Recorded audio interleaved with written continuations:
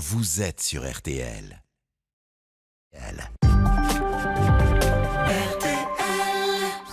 22h minuit, parlons-nous. Cécilia Como sur RTL. Bonsoir, je suis Cécilia Como et je suis ravie de vous retrouver ce soir comme tous les autres soirs de la semaine en direct pour 2 heures de confidence. Rejoignez-moi et parlons-nous de vos doutes, de vos peurs, de vos joies, mais également de vos questionnements intimes, de ceux que vous n'osez pas confier à votre entourage. Toutes vos questions de vie sont les bienvenues, que vous rencontriez des soucis dans votre vie familiale, professionnelle, de couple ou intime.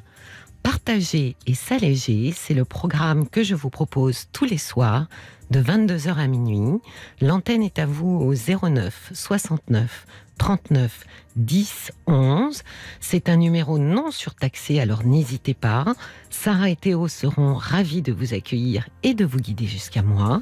Ce soir, notre chef d'orchestre à la réalisation est Oriane Leport. Nous sommes tout à fait prêts pour vous accueillir, alors invitez-vous sur l'antenne d'RTL.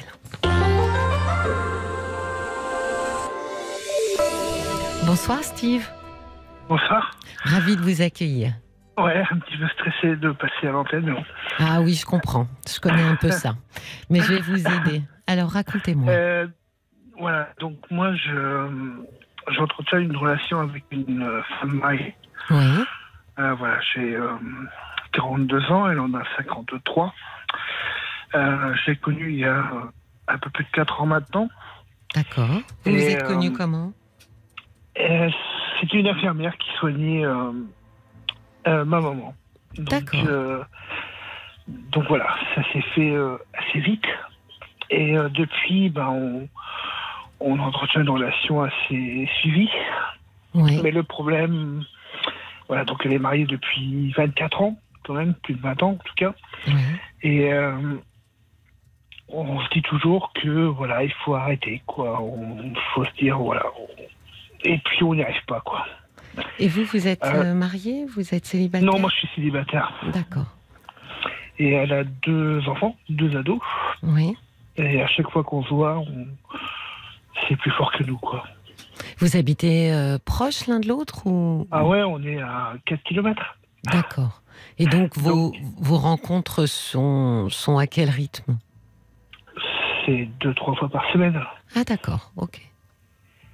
Donc à chaque fois elle me dit bon, c'est pas très très bien qu'on continue comme ça, et elle se fait un peu fautive par rapport à son mari. Oui. Et à chaque fois qu'on se voit, on peut pas s'en empêcher, quoi. À chaque fois qu'on se voit, mais vous vous donnez des rendez-vous en fait. On se téléphone très souvent. Voilà. Oui. On se tient toujours en contact par SMS également toute la journée. Oui. Ce que je veux dire, c'est que vous vous croisez pas par hasard, quoi. C'est voulu non. Quand vous vous rencontrez. Quand elle vient me voir, c'est qu'elle en a envie. D'accord. Et c'est que voilà, non, c'est jamais par hasard, non. D'accord. Et puis elle me dit, je vais venir te voir pour parler, discuter. Et puis à chaque fois, ça part sur autre chose, quoi. Oui. Qu'est-ce qui vous plaît chez cette femme ? Oh, c'est un coup de cœur, franchement. Oui. Dès la première fois que je l'ai vue, voilà, c'était automatique, quoi. Franchement, c'était un gros coup de cœur. D'accord. Et puis bon, c'était un petit peu, c'est un petit peu moi aussi qui ai un petit peu forcé la chose, enfin forcé, un peu en parenthèse, mais bon. Mais à ce moment-là, Steve, vous la rencontriez chez votre maman, c'est ça ? Ouais, voilà. D'accord. Et donc j'ai commencé à la draguer un peu par SMS. D'accord. Et donc ça a duré pendant quelques semaines, 2 à 3 mois même. Et puis au bout d'un moment, j'ai tellement insisté qu'elle m'a dit viens boire un café. Et puis c'est parti sur autre chose, quoi. D'accord. Et moi au début je partais plus sur une histoire de sexe, voilà, tout simplement. Oui. Mais bon, ça s'est traduit par autre chose au bout d'un moment, quoi. D'accord, mais alors qu'est-ce qui fait d'après vous que elle a eu le besoin comme ça de venir vers vous ? Elle m'en a parlé. Oui, elle m'a expliqué. Elle m'a expliqué qu'elle s'ennuyait terriblement dans son couple depuis une vingtaine d'années, donc depuis 5-6 ans, elle s'ennuyait vraiment avec son mari. Oui. Et puis qu'il y ait cette différence d'âge entre elle et moi, ça l'a attiré énormément, quoi. D'accord. Et pourquoi elle ne s'est pas séparée ? À cause des enfants ? C'est par rapport aux enfants, et beaucoup. Oui. Elle a donc des ados, c'est des enfants adoptés en plus. Oui. Donc c'était un petit peu une histoire qu'ils ont vécue tous les deux, cette Oui, histoire-là. puis j'imagine qu'elle veut conserver un cadre stable pour les enfants. Ouais, je pense que c'est ça aussi. Et oui, Je parce pense que c'est qu'elle ça. est dans une position, Steve, où elle a plus encore à cœur que d'autres de vraiment stabiliser l'unité Oui, familiale après- pour des enfants adoptés, oui. Ouais, après ça j'ai compris, je lui ai déjà dit plein de fois, j'ai dit, moi je suis célibataire, j'ai pas d'attache, donc c'est plus facile pour moi que pour elle, quoi. Donc voilà, et puis elle s'en Qu'est-ce que vous veut. voulez dire, Steve, par c'est plus facile? Parce que je suis pas sûre que ce soit facile pour vous d'attendre quelqu'un qui n'est pas libre. Vous m'avez un peu cerné. Non, c'est pas facile. Ben non. C'est pas facile. C'est vrai que j'aimerais qu'elle prenne une décision Oui. au bout d'un moment. C'est vrai que on prend énormément de plaisir quand on couche ensemble, mais bon, après je lui ai dit, voilà, ça serait bien que tu prennes une décision quand même, quoi, au bout d'un moment. Mais Steve, apparemment pas que lorsque vous couchez ensemble, puisque vous m'avez dit que quand elle vient, vous discutez, Ah ouais, non. vous Ouais, parlez, il se franchement. passe beaucoup d'autres choses. Ah, il y a plus que ça, c'est plus que du sexe, oui. Oui. Oui, c'est vrai. Et puis au bout d'un moment, j'en souffre un peu, quoi. Ben oui, vous êtes tombé amoureux de cette femme? Ouais. Ben oui. Ouais. C'est ça le problème. Et elle aussi, j'ai l'impression. En tout cas, on peut pas faire une journée sans échanger plusieurs messages dans la journée, que c'est pas possible, quoi. Ouais. On a essayé une fois, on s'est dit, bon, voilà, écoute, on essaie de couper la conversation, et puis on essaie de rester amis, et puis voilà, quoi. Mais bon, ça n'a pas marché, quoi. Vous Au avez bout de tenu 2-3 combien de jours, temps? on vient, et 2-3 jours. voilà. Et puis ça repart, quoi. Ouais. C'est ça le problème. Qu'est-ce que vous attendez aujourd'hui? Vous aimeriez qu'elle Quel quitte? divorce. Oui. Quel divorce, mais bon, après, je peux pas lui imposer ça, quoi. Je peux pas lui dire du divorce, quoi. C'est pas possible, je peux pas lui imposer ça. Mais c'est vrai que surtout que c'est moi qui ai, au tout début, un peu couru après elle, quoi. Donc après, je peux pas lui demander ça. Mais parce que Steve, vous ne vous attendiez pas du tout à tomber amoureux. Au départ, c'était juste. Au départ, c'était juste une histoire de sexe, ouais. Oui, c'est ça. Vous attendiez pas à avoir des sentiments une pour fois, elle. 2 fois, 3 fois, et puis après ça s'arrêtera, quoi. Oui. Mais plus on couchait ensemble, et plus j'ai eu du sentiment pour elle, ouais. Ouais. Et je pensais Vous pas, savez... je me suis pris au jeu, quoi.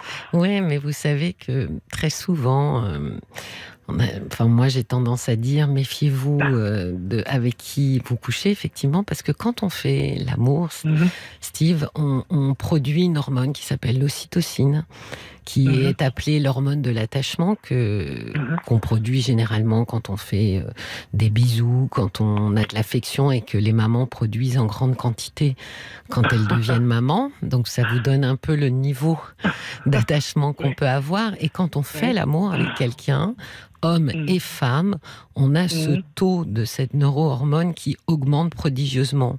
Et j'allais presque dire, à votre insu, finalement, à chaque fois que vous faisiez l'amour, petit à petit, vous vous attachiez de plus en plus. Et donc c'est très, comment dire, les gens qui n'envisageaient pas une relation amoureuse, mais plutôt effectivement une relation sexuelle, sont toujours surpris, ont l'impression de s'être un petit peu fait comme ça, fauché par l'amour, mais en fait ils ont tout fait sans s'en rendre compte pour que l'amour s'installe. C'est peut-être ça aussi, ouais. Ben oui. Parce que elle se sentit plus bien du tout dans son couple, quoi. Ouais. Aujourd'hui, c'est encore pire. Elle se sent encore moins bien dans son couple qu'il y a 5 ans quand je l'ai connu, quoi. Il y a 4 ans, 4 ans et demi. Et c'est vrai qu'aujourd'hui, même elle se sent un peu piégée aussi par tout ça, quoi. Piégée par l'amour. Voilà, tout à fait. Puis elle me dit que, voilà, ma jeunesse, par rapport, voilà, on a quand même 13 ans d'écart. Donc elle dit que ça, ce qu'elle a découvert là, elle n'avait jamais connu avec lui. Donc Donc c'est ça aussi qui l'a poussé vers moi, quoi. Oui. Beaucoup. Vous êtes tous les deux dans une situation très compliquée. Hein. Oui. Ben oui. Ah oui. C'est Comme pour quoi, ça que je vous appelle. C'est ça. mais comme quoi, Steve, l'amour peut être vraiment très compliqué. Hein. Ah oui, ça je confirme. Oui. Et puis j'imagine confirme. que on passe aussi par des états qui sont très différents, parce qu'au début, ça devait être très certainement l'euphorie et aucune douleur. Et Ah puis non, maintenant, c'est vous clair. sentez un peu quand même la morsure de l'absence quand elle n'est pas avec vous. Ah, elle me manque. Eh Elle oui. me manque quand elle n'est pas là, ouais. Ouais. C'est vrai qu'au début, on était un petit peu dans la folie de ça, quoi. Un petit peu dans le délire de ce qu'on... du début, quoi. Mm. C'était un début qui a duré très longtemps, quand même. Et puis, aujourd'hui, on se sent un petit peu bête, quoi. Voilà. Vous lui avez dit que ça vous faisait beaucoup souffrir. Ouais. Ouais, donc maintenant c'est Mais quelque j'évite de chose. lui dire parce qu'elle s'en veut énormément, quoi. Elle s'en veut Donc, de j'essaie quoi? de me faire souffrir. Oui, parce qu'elle sait qu'elle vous manque beaucoup et que Voilà. vous êtes malheureux sans elle. Ah oui. Et puis qu'elle a... Voilà, c'est pas forcément facile pour elle de divorcer, voilà, de tout ça. Je comprends très bien, mais c'est vrai que... Oui, j'évite de lui dire. Voilà, même si je souffre parfois, eh ben je pleure tout seul, quoi. Voilà, je lui en parle pas. Parce que je vais pas lui en rajouter encore plus, quoi. Mais c'est vrai que dès qu'on se revoit, c'est automatique, quoi. Franchement. Donc vous C'est êtes dans... l'attirance tellement forte que même si on sait que c'est pas bien et qu'on va se refaire souffrir à chaque fois après, bah, dès qu'on se revoit, on recouche, quoi. Ensemble, c'est automatique, quoi, à chaque fois. Oui. Voilà, c'est franchement terrible. J'aurais jamais cru connaître ce genre d'histoire dans ma vie, quoi, vraiment. Pourquoi vous n'aviez jamais vécu ça avant? Avec Cette une femme force-là? mariée, avec une femme Non, mariée, ou avec une et- autre femme? Ah non, d'une force comme ça, non. Non. Franchement, non. Oui. Là, Vous avez- vous avez dès que je été la en vois, couple? j'ai le cœur qui bat très très vite, quoi. Vous avez été en couple, Steve, avant? J'ai été en couple Oui. avec pendant 2 ans, 3 ans même, Oui. et c'était pas comme ça, quoi. C'était C'était comment? franchement pas comme ça. Non, c'était pas si fort. D'accord. Et sur la fin, quand j'étais encore avec cette personne, c'est là que j'ai commencé à la connaître. Oui. Et quand je faisais l'amour avec mon ex-compagne, Oui. je pensais à elle, quoi. D'accord. C'est horrible de dire ça. Non, mais Horrible. attendez, moi je ne vous juge absolument pas, Steve. Et puis l'amour n'est jamais horrible. Est-ce que du coup, elle, cette femme avec qui vous êtes maintenant, elle aussi, elle a eu une attirance immédiate pour vous? Ça a été assez rapide, ouais. Oui. Après, elle m'a dit non au début parce qu'elle était mariée, qu'elle était maman. Et par rapport à mon âge aussi. Donc c'est ça qui Elle m'a vous motivé. trouvait trop jeune? Ouais. Ouais. Oui, puis je pense que c'est encore le cas aujourd'hui. C'est une femme très timide, qui n'est pas sûre d'elle du tout. Et que je sois plus jeune et qu'elle s'éclate, on va dire, en parlant comme ça, avec un homme plus jeune, elle a un peu de mal à le concevoir, par rapport à ses enfants surtout, je pense.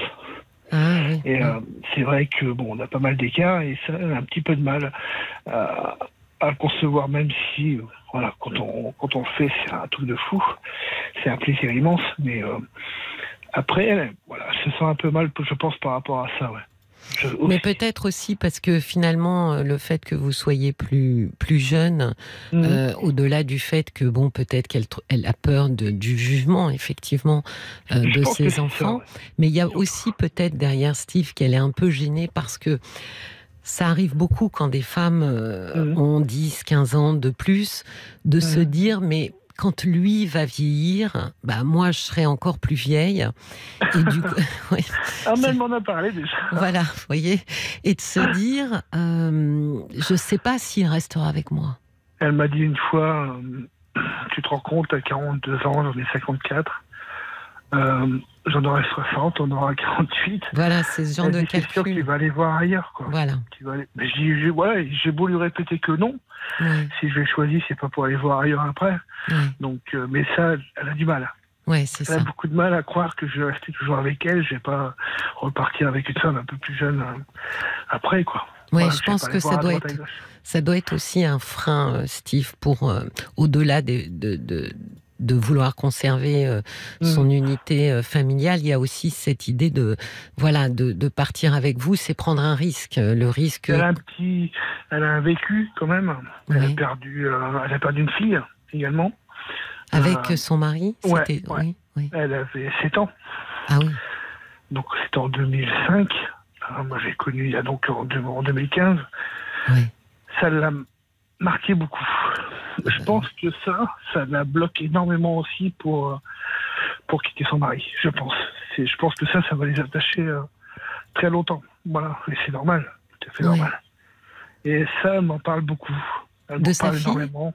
Ouais. D'accord. À chaque date anniversaire, quand je sais que la date arrive, Oui. Je sais que c'est 6-7 jours avant, elle va commencer à pleurer, pas être bien, et je sais que c'est ça, quoi. Elle est décédée de quoi, cette petite fille? C'est ça je pense elle a du mal aussi à divorcer par rapport à ça. Elle se sentirait peut-être un petit peu coupable aussi par rapport à ça. Elle est décédée de quoi, sa fille? Une leucémie. Ah oui. Donc très très jeune, celle-là. Elle m'en a pas parlé au tout début de la rencontre. Elle m'en a parlé au bout d'1 an. Oui. Elle me dit, j'ai perdu une petite fille. Voilà, j'avais vu une photo une fois chez elle. Et je lui ai dit, c'est qui cette petite? Elle m'a dit, c'est une fille que j'ai perdue il y a quelques années. Et c'est là que j'ai compris, voilà, c'est mise à pleurer. J'ai compris que voilà, ça c'est une expérience qu'ils ont vécue tous les deux, quoi. Donc moi je peux pas, voilà, ça je comprends très bien que ça a pu, et même l'adoption de ses enfants, ça a été quelque chose aussi qu'ils ont vécu tous les deux. Oui, donc je pense que ça l'a. Vous vous sentez un peu, comment dire, piégé, c'est-à-dire finalement qu'il y ait beaucoup de choses qui la retiennent et l'empêchent de venir vers vous? Ah, franchement, oui.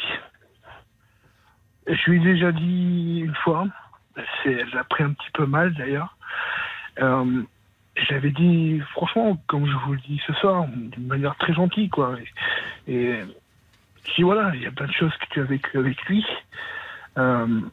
Très très proche, quoi, voilà, très très dur, des moments très durs.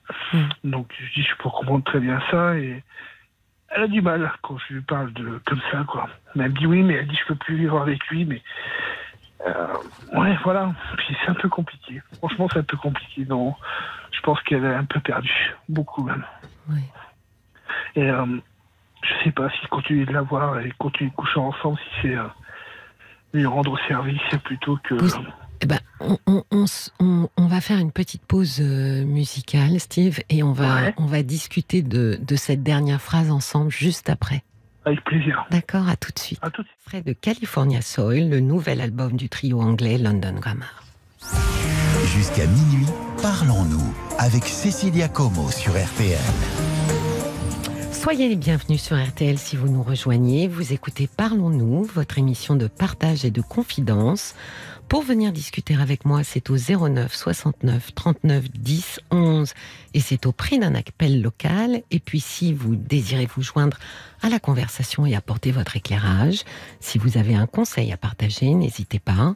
Par SMS, il vous suffit de taper les 3 lettres RTL suivies de votre message et de l'envoyer au 64 900 35 centimes par SMS. Et on retrouve Steve. Steve, oui. Vous êtes toujours là. Donc, toujours là. Voilà. Je rappelle juste à nos auditeurs, que oui. Voilà, que vous êtes avec une femme depuis 3-4 ans, c'est ça? Oui. Voilà, oui. qui est mariée, que vous êtes très amoureux d'elle, qu'elle est très amoureuse de vous, mais que vraisemblablement elle n'est pas prête à quitter son mari pour le moment. Voilà, tout à fait. Et qu'en plus, comme elle a 13 ans de plus que vous, ça ne la rassure pas sur votre devenir ensemble. Voilà, tout à fait. C'est tout à fait ça. Et d'ailleurs, à ce sujet, vous voyez, il y a Viviane qui nous a envoyé un SMS et qui dit « Steve, profitez des moments. Moi, je connais cette situation. Ça dure depuis 20 ans, car mon compagnon a su me donner confiance, malgré la différence d'âge. » Donc, je pense que ce que dit Viviane est très juste. Je pense aussi qu'il s'agit de donner confiance. Alors, je ne sais pas, Steve, vous savez, quand on promet à quelqu'un « je resterai toujours avec toi, ne t'inquiète pas, pour l'éternité, je serai toujours là », c'est très joli, c'est très romanesque, mais je ne sais, on a sûrement envie d'entendre ça, hein, mais je ne sais, voilà, mais je ne sais pas si vraiment c'est quelque chose qu'on intègre en termes de confiance pour aller de l'avant avec quelqu'un. Peut-être qu'il faudrait plus lui expliquer à quel point vous partagez beaucoup de choses avec elle, à quel point vous aimez être avec elle, à quel point elle est importante pour vous. Je sais comprendre, Cécilia, vraiment. D'accord. Je pense que c'est mieux des choses concrètes qui signifient finalement j'ai en projet de faire énormément de choses avec toi. Je lui ai même dit... si tu divorces, je te demande en mariage juste après, quoi. Ah, d'accord. Ah ouais, franchement, je lui ai dit que voilà, j'aimerais vraiment qu'elle porte mon nom et que je dis si tu divorces, je te demande en mariage juste après, quoi. Si ça, c'est clair, quoi. Franchement, c'est voilà, voilà, moi pour l'âge, par rapport à l'âge, je porte aucune importance par rapport à ça. Même si elle est plus âgée que moi, franchement, là, je m'en fiche complètement, quoi. Et je lui ai dit, si tu le quittes, je te demande en mariage tout de suite, quoi. Ça, c'est clair. Oui, mais alors, vous voyez, je pense que là, elle a besoin de temps. Ouais, je pense. Je pense que cette histoire est effectivement Bon, vous avez déjà essayé en plus de vous séparer, vous avez tenu 2 jours. On a essayé plein de fois. Donc, c'est pas la peine, quoi. Voilà, donc je pense qu'elle a bien compris qu'elle aussi, elle vous a dans la peau. Mais je pense qu'elle a besoin de temps. Elle a besoin de temps aussi pour, comment dire, peut-être aussi amorcer ou préparer une séparation, une distance avec son épout. Son époux qui n'est pas forcément, enfin qui n'a pas un caractère non plus très facile. Ah, donc d'accord. il n'accepte pas du tout la Pourquoi Parce qu'elle lui en a déjà parlé, elle l'a évoqué. Ah oui, elle le sait. De toute façon, elle veut engager le divorce, quoi. Donc il le sait. D'accord. Et il l'a pris très très très mal, quoi. Très mal. Ah oui, bah alors vous des voyez. fois, elle m'appelle, elle me dit, bah, écoute, Steve, je lui en ai parlé, il est un peu, agressif. Oui, donc vous voyez qu'elle a vraiment besoin de temps parce que en fait, elle a besoin aussi que son mari accepte, intègre que ça ne redeviendra pas comme avant. Parce qu'elle ne couche plus avec lui depuis que je la connais, quoi. Depuis qu'on couche ensemble, elle a arrêté, elle fait je ne pas avec lui, quoi. Oui, mais vous avez des gens, on ne peut pas l'empêcher d'espérer, ce monsieur. Et il peut avoir envie. Après, je me mets à sa place aussi. Oui. C'est clair que 20 ans de mariage, c'est pas non plus rien. Et il peut imaginer que ça va lui passer, que pour l'instant elle n'est pas bien, que vous voyez toutes ces choses-là, et de se dire on attend. Et je pense que justement c'est le temps qui fait qu'à un moment donné il sera obligé de constater que non, que c'est véritablement terminé. Ce que je vous ai pas dit aussi, parce que ça me gêne d'en parler. Comment dire? C'est que comment dire ça, c'est qu'il nous a vus. Il vous a? Il nous a vus coucher ensemble. Il nous a surpris coucher ensemble. D'accord. Chez elle, chez vous? Donc ça lui a fait un choc terrible. Je m'en suis voulu énormément. Énormément. Et ça, j'ai beaucoup de mal à en parler. J'en parle avec vous parce que ça fait du bien de vous en parler. Et donc on est chez elle. Et donc, il nous a surpris en train de faire l'amour, elle et moi. Donc, ça lui a fait... Mon Dieu, c'était terrible. Pour donc elle, comme pour moi, c'était... Donc, il sait qu'elle a quelqu'un. Oui. Oui. Et il lui dit, t'as pas honte de coucher avec un homme si jeune, t'envoyer là avec un homme si jeune. Voilà, tout comme ça pour la blesser, pour essayer. Oui, après, c'est un homme mal, trompé, donc j'allais presque vous horrible. dire, Steve, c'est de bonne guerre. Il essaye de trouver tous les arguments qui pourraient effectivement vous dénigrer, mais encore une fois, je pense que là, leur couple, il est totalement en stand-by, il est sur pause, et que voilà, donc il va bien se rendre compte, c'est le temps qu'il lui faut pour comprendre que finalement cette femme, elle reviendra pas vers lui. Donc là, il essaye de jouer sur des choses un peu matérielles, quoi. Oui. Il est en colère aussi, hein. Ah oui, je comprends. Bah oui, donc il faut que. Je me suis senti très très mal cette fois-là. Franchement, c'était. J'ai vu son regard, j'ai vu ses yeux, j'ai vu la tristesse qu'il avait dans le regard. C'était horrible. Oui. C'était horrible. Même si je prenais du plaisir avec elle, c'était horrible. Oui. C'était.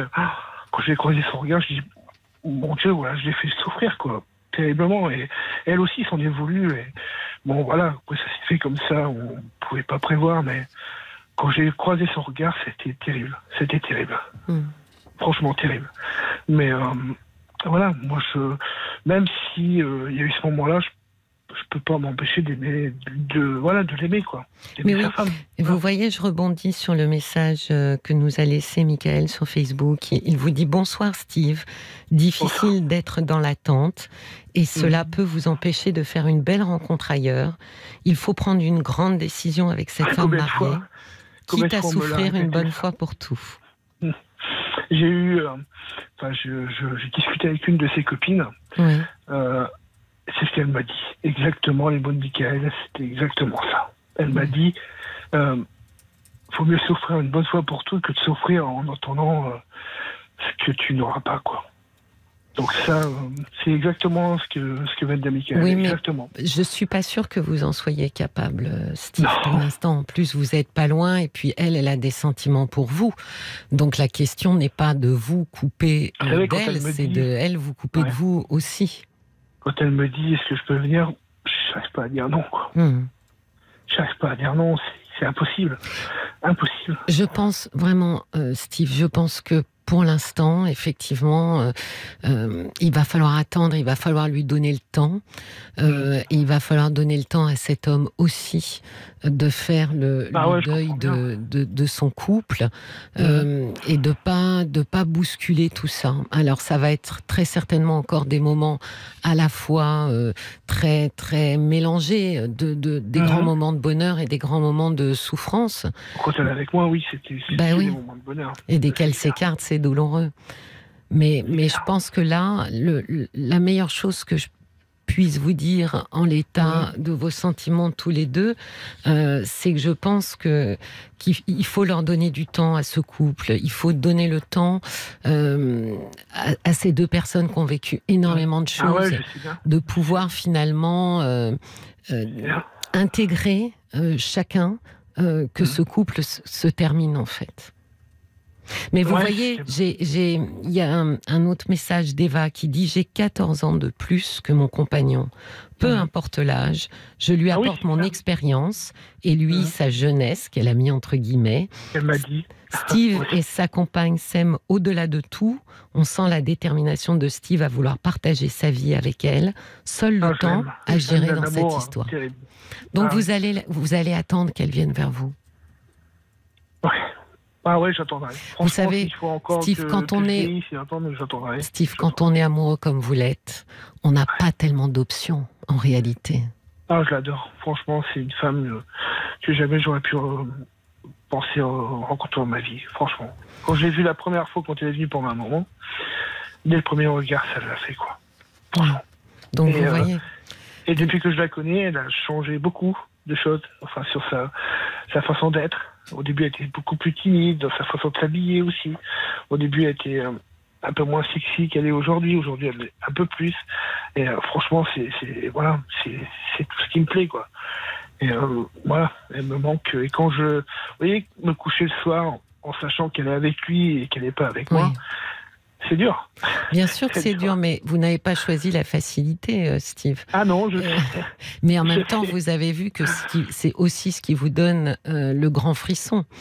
Donc, je pense que effectivement, vous n'avez pas tellement de choix amoureux comme vous êtes que d'attendre que cette femme soit prête. J'arriverai pas à repartir à quelqu'un d'autre. Oui, donc... J'ai déjà dit, de toute façon, si c'est pas toi, eh ben, je reste tout seul. Voilà, je reste célibataire, mais si c'est pas toi, ce sera personne d'autre. Ça, c'est clair. Ça, voilà. je lui ai fait la promesse et elle me dit, faut pas dire ça. Ben, je dis si, je le dis. Voilà, si c'est pas toi, ce sera pas quelqu'un d'autre. Ça, donc finalement, Steve, pour conclure ensemble, vous avez déjà votre réponse. Vous allez l'attendre. c'est sûr. Il n'y a pas d'autre choix quand on est amoureux fou. Je pensais pas tomber amoureux d'une femme beaucoup plus âgée que moi non plus. Enfin, c'est que des surprises, quoi, dans cette rencontre. Mais voilà, c'est aussi pour ça que ça vous rend si vivant. C'est parce que c'était inattendu. Ah, puis après, quand elle est arrivée dans ma vie, c'était un petit peu... Enfin, je sais pas, c'était pas trop facile dans ma vie. Voilà, j'avais des moments très très difficiles. Et quand elle est arrivée, ça m'a éliminé tout ça, quoi. Franchement, Bah écoutez, je serais volontiers preneuse si vous nous rappelez dans quelques temps avec plaisir, pour nous raconter comment ça se passe, d'accord ? Et je voulais vous dire aussi que voilà, j'adore Flavie Flamand. Oui. Et j'ai adoré vos prestations dans son émission. Franchement, j'ai adoré vos prestations. Merci. Vous aviez déjà la manière de parler. J'ai adoré les podcasts. Merci. Que je regarde encore beaucoup en ce moment, beaucoup aujourd'hui. Et j'adore Flavie Flamand. Franchement, c'est une artiste d'enfer. Moi aussi. Et vous, quand vous étiez dans son émission, franchement, vous étiez super. Vraiment. Merci beaucoup. Et j'ai appris à vous connaître comme ça. Voilà. C'est très gentil. Merci infiniment. Je vous souhaite une très belle nuit. Je vous souhaite une très belle route amoureuse, même si elle va prendre un peu de temps. Et n'hésitez pas à nous rappeler pour nous dire comment ça se passe. Je vous rappelle dès qu'il y a du nouveau, dès que ça avance avec elle, je vous rappelle. Avec plaisir. Je vous souhaite une très très belle soirée. Merci beaucoup. Merci, au revoir Steve. Merci, au revoir. 22h minuit, parlons-nous. Cécilia Como sur RTL.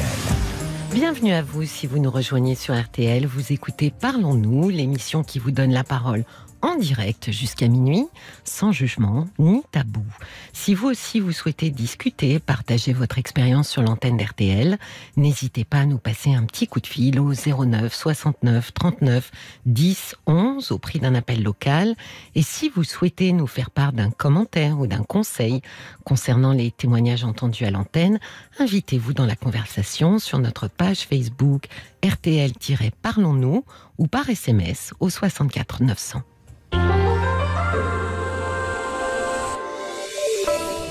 Bonsoir Sandrine. Oui, bonsoir. Bonsoir, je suis ravie de vous accueillir sur RTL. Je vous remercie beaucoup. Juste un petit aparté à l'attention de Steve. Parce que j'ai vraiment le net sentiment soit de l'avoir entendu déjà sur cette antenne, soit l'avoir entendu sur l'antenne concurrente, ce qui est possible aussi. Et juste, voilà, je suis navrée de voir qu'il est encore dans ce dilemme un petit peu. Et juste pour lui rappeler dans mon souvenir, ce qu'avait dit aussi l'intervenante. Et voilà, c'est une situation pas simple du tout. Voilà. Mais je lui souhaite vraiment que tout aille pour le mieux pour lui. Voilà. J'espère qu'il aura exactement, et j'espère qu'il aura entendu. Voilà. Alors racontez-moi, Sandrine. Eh bien moi, en fait, j'appelle parce que j'essayais déjà d'intervenir sur l'antenne, mais bon, ça a mis un petit peu de temps, et puis j'ai eu des... Voilà, ça a mis le temps que ça a dû mettre, voilà. Et... voilà, ça fait 4 ans que je suis en thérapie. Oui. Je m'entends très bien avec ma thérapeute, et puis on a commencé le travail psychoanalytique à un moment de ma vie où j'en avais vraiment extrêmement besoin, parce que j'étais vraiment très seule, isolée. Oui. Et donc vous êtes partie finalement chercher de l'aide et une écoute. C'est-à-dire que vous avez quand même ressenti en vous cette pulsion de vie pour aller vers l'extérieur et pour sortir la tête de l'eau. Oui. D'accord. Oui. Ce qui était un très bon signe, hein, parce que vous savez qu'aller en thérapie, c'est aussi se prendre en charge et prendre conscience finalement de son autonomie. Moi, je dis souvent, c'est grandir. Oui, surtout que je viens je viens d'un milieu traditionnellement très hostile à la psychothérapie. Ah oui. Et donc, pourquoi qu'est-ce que vous entendiez dire sur les gens qui fréquentaient des psychologues ou des psychiatres? Que c'était soit des fous, ouais. soit des personnes qui avaient une tendance particulière à s'apitoyer facilement sur leurs soucis, et qu'en général, quand on est correctement constitué, on n'a pas recours à ce type de médication. Voilà. D'accord, donc quand on est correctement constitué, on endure en silence. Oui. Oui, d'accord. Oui. Ouais. Je viens d'un milieu où, voilà, même avant d'engager la psychothérapie, j'avais conscience que je viens d'un milieu de taiseux, rude à la tâche, où on serre les dents très fort, et si on s'aime, on s'apprécie tous en famille très fortement, et ben on a la pudeur de ne pas se le dire. Voilà. C'est ce qui n'était, voilà. Et moi, j'étais pas dans, voilà, j'aurais eu besoin de, je pense. J'étais assez sensible comme enfant, et bon, c'était pas le milieu donc j'avais conscience de toutes ces choses-là qui m'environnaient, mais voyez-vous, entre avoir conscience et se l'entendre dire, c'est autre chose. Mais ça veut dire que du coup, petite fille, vous avez très vite compris qu'il fallait garder pour vous vos émotions, bonnes ou mauvaises d'ailleurs. Mais plus que plus que de l'entendre dire, plus que de le ressentir, on me l'a dit clairement. On me l'a dit clairement à un moment où j'exprimais mes besoins. On m'a fait comprendre qu'en fin de compte, mes soucis, ce n'étaient pas des soucis. Oui. Qu'on avait connu de pire, et donc. Oui, il n'y avait pas de place finalement pour vos émotions. Non. Oui. Mais voilà, j'essaye maintenant quand même d'avoir assez de résilience pour sans excuser exagérément, comprendre que eux-mêmes n'avaient pas le logiciel pour accéder à leurs propres émotions. Et donc, pour accueillir les vôtres aussi, parce que finalement, c'est ça qui posait problème, c'est qu'ils ne savaient pas quoi faire de vos émotions. Non. Non, et puis on m'a laissé un petit peu. J'étais quelqu'un d'assez solitaire, et j'ai grandi de manière très solitaire. Oui. Vous aviez des frères et des sœurs? Oui. Et vous étiez les uns et les autres pareillement un peu étanches aux émotions? C'est-à-dire oui. Non, mais alors moi je suis l'aînée. Oui. Alors je ne sais pas en quoi être l'aînée a pu constituer le fait que, petite. Bon, maintenant les choses ont évolué. Voilà, mais je suis restée très longtemps dans l'idée que si j'avais été enfant unique toute ma vie, mais ça aurait été très bien. Qu'est-ce qu'ils étaient venus m'embêter? Ah oui. Pourquoi ils avaient pensé? Quelle idée. Et pourquoi finalement vous seriez bien imaginé fille unique? Parce que quoi? Parce qu'il fallait partager? Parce qu'il prenait de la place?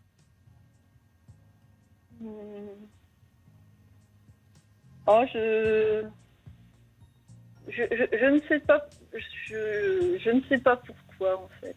Et aujourd'hui, vous avez de bons rapports? J'avais du mal à être avec eux, mais là, oui. En fait, j'avais du mal à. Je pense que j'étais vraiment une enfant très timide, et même avec ma famille, oui. je me réfugiais. Je me réfugiais dans mon petit cocon à moi, où je laissais pas trop de gens intervenir, en fait. D'accord. Et vous avez réussi malgré tout à lier des amitiés à l'extérieur, à l'école, au collège? Ou est-ce que ça a mis du temps. Oui, oui. Là, j'ai 40 ans et je constate que, c'est ce dont je parle avec ma psy, j'ai l'impression que quand à un certain moment, on n'a pas monté la marche adéquate, c'est très compliqué d'arriver au milieu de l'escalier, parce que je crois qu'il n'y a pas de haut de l'escalier, mais d'arriver au milieu de l'escalier quand on n'a pas été au bon âge. Je ne sais pas si vous comprenez un peu. Mais je comprends très très bien ce que vous êtes en train de dire. Mais ce que vous voulez dire, c'est que finalement, vous vous dites, quand on n'a pas eu une enfance où on a été sécurisé, écouté, entouré, c'est difficile ensuite d'évoluer parmi les autres. Oui. Oui. Ça a été difficile pour vous, Sandrine? Disons que c'est de moins en moins difficile, mais que maintenant, j'ai le sentiment que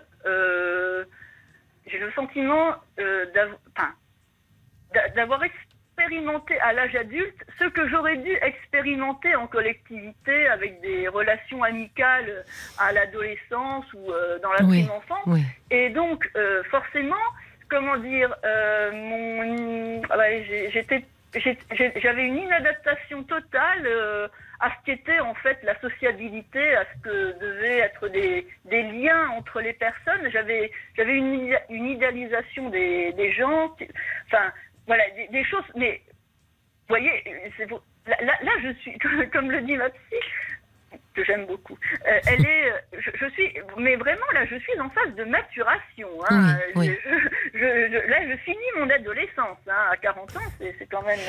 Mais c'est ça qui est formidable. Vous voyez bien, je disais hier soir que rien n'est écrit, que dans une vie, tout s'écrit au fur et à mesure, et vous l'illustrez parfaitement bien. Ça vous laisse songeuse. Oui, est-ce que ça vous a posé des soucis avec les hommes, avec les femmes? Est-ce que vous avez fait une vie de famille? Est-ce que vous êtes mise en couple? Ou est-ce que effectivement ça a été plus compliqué pour vous? Eh bien, ça a été compliqué dans le sens où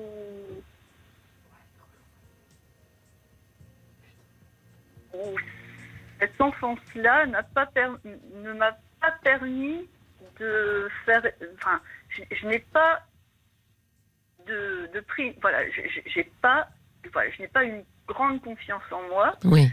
Et je n'ai pas. Voilà, c'est vrai que je suis. J'essaye de mettre les choses à leur juste proportion, mais c'est vrai que j'ai toujours vécu l'insécurité familiale ou émotionnelle dont vous parlez. Oui. Et là, actuellement, je suis toujours dedans. Alors j'essaie de relativiser les choses, de me dire que voilà, l'amour. Mais j'étais dans un idéal de. Oui, mais est-ce que ça vous a empêché de faire couple ou pas? Est-ce que vous avez été en couple? Est-ce que vous avez eu des enfants? Non, mais ça n'a pas... D'accord, et en couple non plus? Voilà, on est séparés. On a divorcé, j'ai un petit garçon. Donc finalement, et alors c'est intéressant, vous avez eu un petit garçon qui est toujours petit, qui a quel âge maintenant? Il va avoir 10 ans et demi. D'accord. Et justement, comment vous avez découvert avec lui le fonctionnement des émotions? Parce que là, vous avez dû être confronté effectivement à quelque chose de nouveau. C'est-à-dire comment j'accueille la joie, la tristesse, le désarroi. Moi, à qui on n'a pas appris finalement à manipuler ces émotions-là. Eh bien, en fait, je n'ai pas pu les expérimenter à ce moment-là parce que mon conjoint ne m'a pas... Enfin, moi, disons que le désir d'enfant venait de moi. Oui. Et mon ex-conjoint m'a bien fait sentir, à partir de ce moment-là, que puisque c'était mon désir, c'est moi qui devrais gérer. Oui. Et en même temps, il était très interventionniste sur ma façon de... Enfin, il me remettait toujours en doute sur ma façon de faire avec mon fils. Et donc, j'étais dans un... Oui, vous aviez l'impression dans un brouillard. Enfin, oui, de jamais bien faire. J'avais le sentiment de... Voilà, d'être remise en cause dans mon rôle de maman. Et si je faisais quelque chose... d'avoir une épaule qui me regarde, enfin voilà, d'avoir un Deus machina, si vous voyez un peu ce que je veux dire.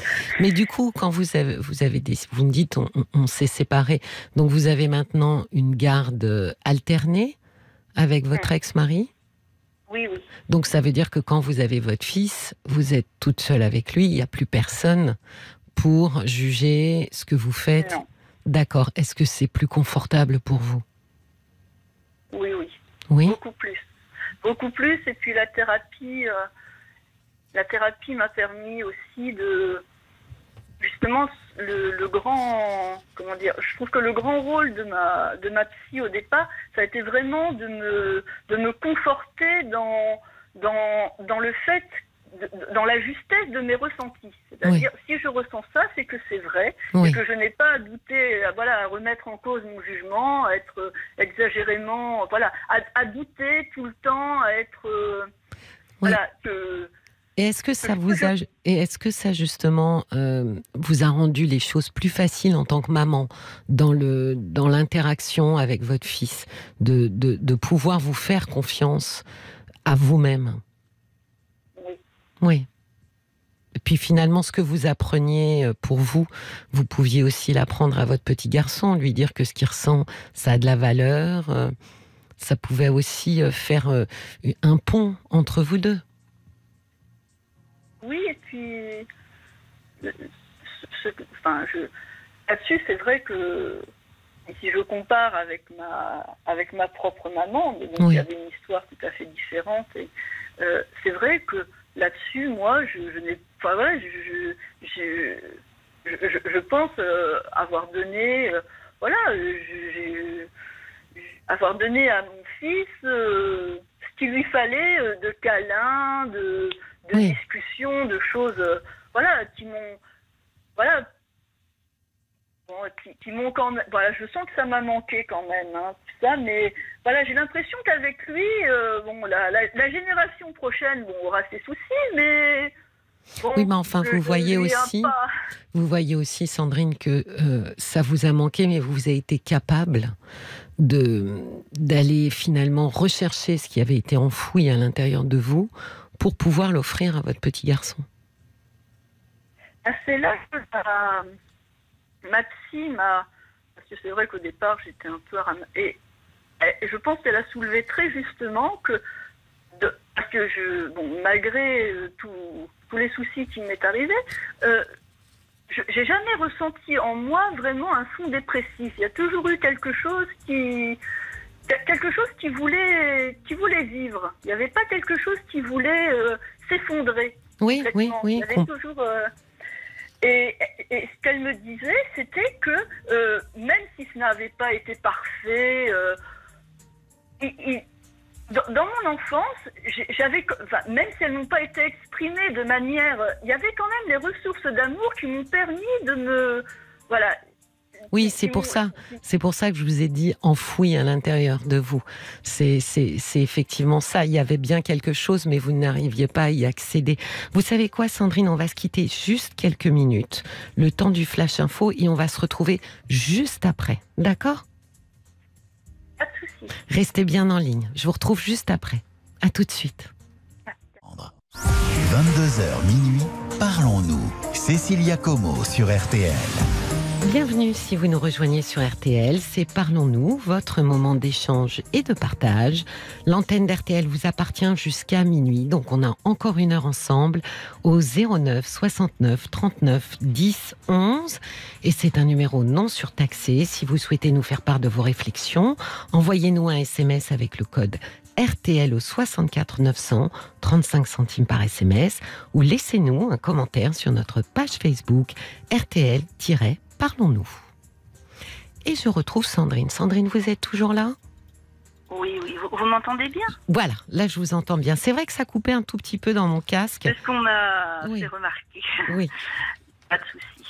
Alors, on était en train de parler de votre adolescence qui se produisait finalement en ce moment, puisque vous avez 40 ans et que le travail que vous avez fait sur vous vous a permis finalement de prendre confiance et de pouvoir, j'allais dire, accepter vos émotions et ne plus en avoir peur et pouvoir finalement leur laisser prendre un peu l'air.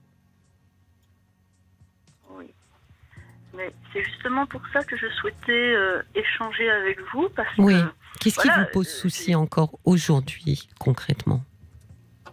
Eh bien, en fait, j'ai le sentiment, parce qu'au bout de ces 4 ans, et puis je suis quelqu'un d'assez, on va dire, d'assez curieux de nature vers ce qui est psychologie, développement personnel et tout. C'est vrai que j'étais très dans l'illusion d'y trouver une réponse ou une manière de faire, voyez-vous, qui ferait que je serais mieux adaptée à la vie, voyez-vous, tout simplement. Et là-dessus, c'est vrai que actuellement, les choses progressent vraiment très... Voilà, j'ai rencontré oui, mais alors, quelqu'un... où est-ce que ça pêche ? C'est-à-dire que je me demande si... je commence à en parler avec ma psy, mais j'ai l'impression en fait de tourner en rond parce que de savoir d'avoir à peu près toutes les bases théoriques pour savoir à peu près et être vraiment dans l'incapacité de les appliquer. C'est-à-dire la pensée positive, voir les choses positivement. Moi, alors que c'est pour ça que ça me laisse vraiment très désabusée. Oui, mais quand même, Sandrine, à un moment donné, il arrive toujours dans une thérapie qu'on a l'impression de piétiner. Et c'est intéressant parce que c'est aussi parfois une étape, une phase qui est assez représentative de notre résistance au changement. Parce que vous savez, quand on va en thérapie, une partie, j'allais dire, supérieure de nous recherche du changement, mais une partie intérieure a peur et est un peu réticente finalement à bousculer un peu de tout ce qui est déjà en place, même si c'est pas confortable, mais le connu, ce qui est connu pour nous est toujours plus confortable que l'inconnu. Donc il est fort probable que pour l'instant, effectivement, vous arriviez sur une sorte de palier dans votre thérapie parce que maintenant il s'agit de vivre autrement et d'amorcer finalement petit à petit une espèce de rotation qui permet d'être différent. Et ça arrive souvent que ce piétinement, moi je pense que ça vaudrait la peine justement que vous puissiez interroger ça avec votre thérapeute, de se dire là il y a quelque chose, alors j'ai grimpé 1 marche, 2 marches, 10 marches, et puis là j'ai l'impression que je m'arrête à un palier et que je ne monte pas plus. Quand je dis la résistance, c'est parce que encore une fois cette résistance au changement, elle vient de nous. Et je pense que ça serait intéressant justement maintenant que vous puissiez axer votre travail thérapeutique sur ça. Et pas, vous voyez, parce que pour l'instant, l'idée, ça serait peut-être de se dire, mais pourquoi ça ne marche pas ? Et ce qui serait peut-être plus profond et peut-être plus fécond aussi pour la suite de votre thérapie, c'est un peu provocateur ce que je vais vous dire, mais ça serait plutôt pourquoi je ne veux pas. Pourquoi une partie de moi résiste à changer? Et ça, je pense que ça pourrait effectivement vous emmener sur une autre route et qu'à partir de là, à nouveau, vous auriez la possibilité de grimper à nouveau d'autres marches. Et là-dessus, j'ai un petit peu de mal puisque depuis le début, ma psy me conforte dans le fait d'aller vers mes vrais sentiments, mes vrais ressentis. Ah oui, non, mais ça, c'est comment dire, c'est un peu un chemin parallèle, hein, ce dont je parle. C'est de se dire, oui, j'ai envie d'avancer, mais je n'y arrive pas. Finalement, je suis un peu comme ça, j'ai ralenti, finalement, j'ai l'impression que je n'arrive plus à aller plus loin. Et donc, justement, d'interroger qu'est-ce qui fait que j'ai ralenti mon pas. Peut-être que vous avez besoin de ce palier, peut-être que vous avez besoin de cette attente, de ce sentiment de piétinement, mais je pense que c'est justement cette partie-là de votre thérapie, qui est souvent d'ailleurs une partie frustrante dans les thérapies, mais c'est cette partie-là qu'il faut interroger, voyez-vous. Je pense que vraiment ça serait très intéressant. D'accord ? Moi, je pense justement que c'est quelque chose de... Parce qu'auparavant, j'avais vraiment une très grande intolérance à ce type de... Je me laissais vraiment aller très facilement au découragement. Et là, quand même si... malgré les insatisfactions que je peux en ressentir, ce que j'ai constaté qui marchait, je continue à l'appliquer. Oui. Ce que je ne faisais pas avant. Avant, j'aurais tout laissé tomber, j'aurais dit ça mène à rien, et puis Oui, mais ça justement, c'est toute j'allais dire la beauté de votre thérapie, c'est que finalement vous avez déjà amorcé énormément de changements, mais sur ce qui semble pour vous rester comme ça un peu comme un poids, comme quelque chose que vous n'arrivez pas à bouger. Je pense que ça serait intéressant quand même de prendre un chemin de traverse et d'essayer d'en discuter pour se dire, voyez, ça, malgré toute ma bonne volonté ou mon envie, en tous les cas consciente, il y a quelque chose là inconsciemment qui veut pas se faire, et ça serait d'interroger ça vraiment.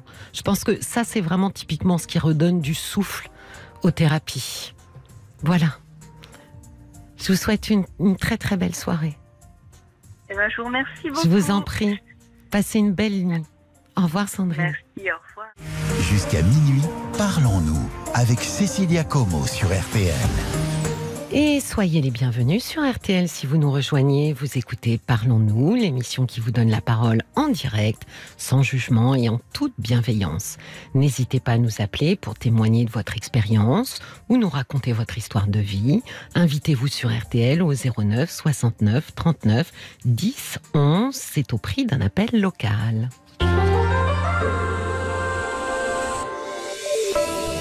Bonsoir Ethan. Bonsoir Cécilia.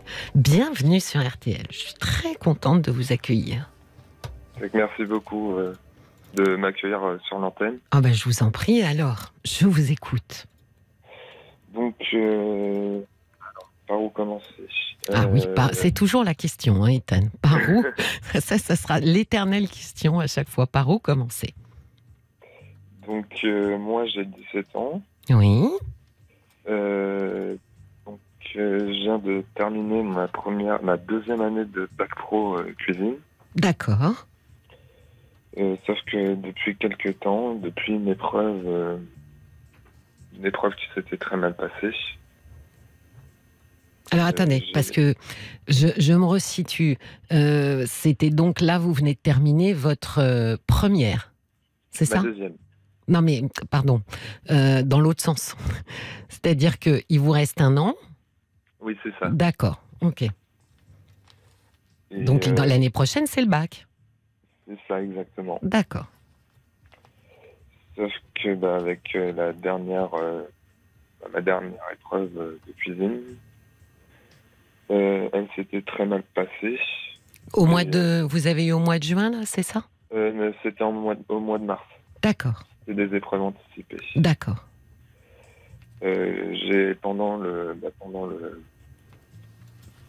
Pendant l'épreuve, oui. J'ai été pris d'une angoisse terrible. Oui. C'était oral? C'était une épreuve orale? Non, c'était une épreuve technique. D'accord, vous deviez réaliser quelque chose, c'est ça? C'est ça. D'accord. Donc j'étais devant mon plan. Oui, oui.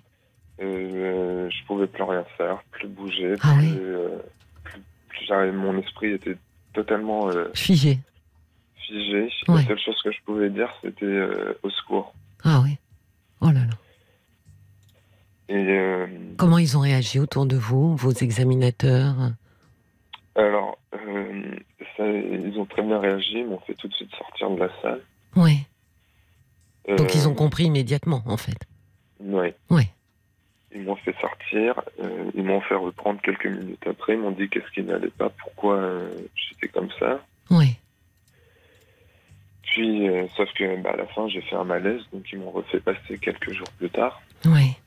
Sauf que le nouvel examinateur m'a démonté. C'est-à-dire en fait, si on l'écoutait à l'oral il y a un oral à la fin de cette épreuve. Oui. Et si on l'écoutait, en fait, tout simplement, il n'y avait rien de positif. Je n'étais pas digne d'être cuisinier. Oh là. Ce qu'il m'a dit.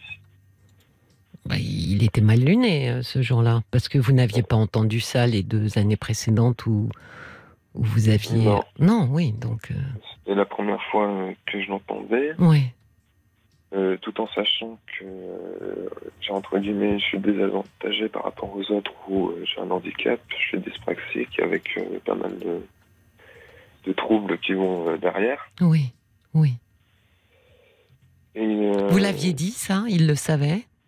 Ils sont obligés de le savoir, oui. D'accord, d'accord. Sauf que, voilà, je suis ressorti, j'étais heureux d'avoir fini ce que j'avais fait. Oui. Je suis ressorti de l'oral, j'étais en pleurs. Oui. Puis il s'est passé quelques mois, puis quelques semaines en arrière. Oui. Par simple curiosité, je voulais voir les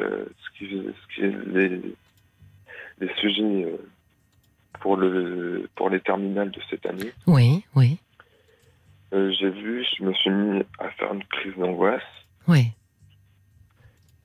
Et depuis, j'ai tout le temps ça qui me revient en tête. C'est quoi ça? Ce que vous avez vécu là-bas? Oui. Oui. C'est-à-dire que vous revoyez finalement, quand vous vous êtes figé, vous revoyez le malaise, vous revoyez tout ça, quoi. C'est ça. D'accord. Et donc vous vous dites, ça va... en fait, vous avez l'impression que c'est ce qui va se reproduire à nouveau l'année prochaine? Exactement. Oui. C'est une peur terrible. Oui. Alors, Ethan, il y a des solutions quand même là. Parce qu'en plus, j'allais dire mais vous y prenez 1 an à l'avance. Donc ça, c'est vraiment très très bien. Parce que ça va vous permettre de mettre en place pas mal de choses différentes. Et tant mieux si la première marche, et puis des choses que vous pourriez croiser. Alors, la première déjà, c'est que pendant que vous parliez, finalement, ce que vous revoyez, puisque vous vous reprojetez à ce moment-là, qui a été terrible. Alors, on va revenir sur quelque chose qu'on avait évoqué avec d'autres auditeurs en début de semaine, qui est une thérapie qui s'appelle l'EMDR, qui, alors je redis, c'est Eyes Movement Desensitization Reprocessing, voilà, c'est ça. C'est finalement une reprogrammation, un traitement émotionnel d'une situation avec des mouvements, en général c'est des mouvements oculaires qui activent de manière bilatérale les zones du cerveau.